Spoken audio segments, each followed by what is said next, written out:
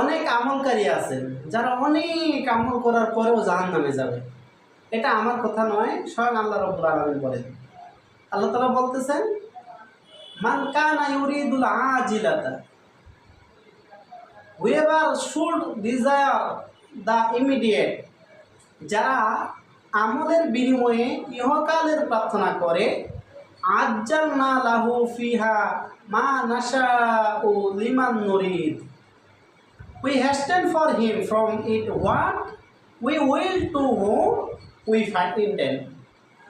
আমি ইহকালেই তার জন্য যা ইচ্ছা দান করব, সুম্মা জাআলনা লাহু জাহান্নাম, that we have made for him hell, তারপর পরকালে তাদের জন্য জাহান্নাম নির্ধারণ করব।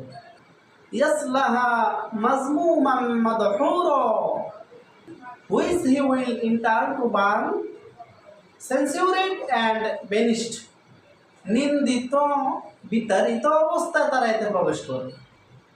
ওয়ামান আরাদাল আখিরাতা ওয়া সাআ লাহা সা'য়াহা ওয়া হুয়া মুমিনুন, but whoever desires the hereafter and exerts the effort due to it while he is a believer, আর যারা আমলের বিনিময়ে পরকাল প্রার্থনা করবে এবং মুমিন অবস্থায় তার জন্য যথারীতি প্রচেষ্টা চালাবে, ফাউলাইকা কানা সা'য়ুহুম Mashkura, it is those who effort is ever appreciated by Allah, তাদের প্রচেষ্টা আল্লাহর নিকট স্বীকৃত ও সমাদৃত হবে।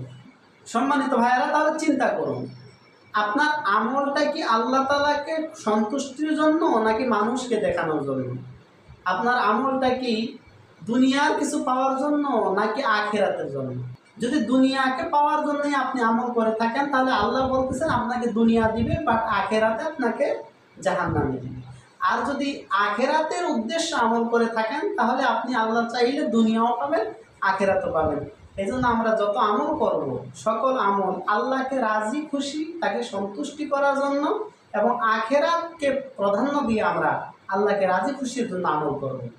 দুনিয়াতে কিছু পাওয়ার জন্য আমল করলে এই আমল আমাদের জাহান্নামে যাওয়ারও কারণ হতে পারে।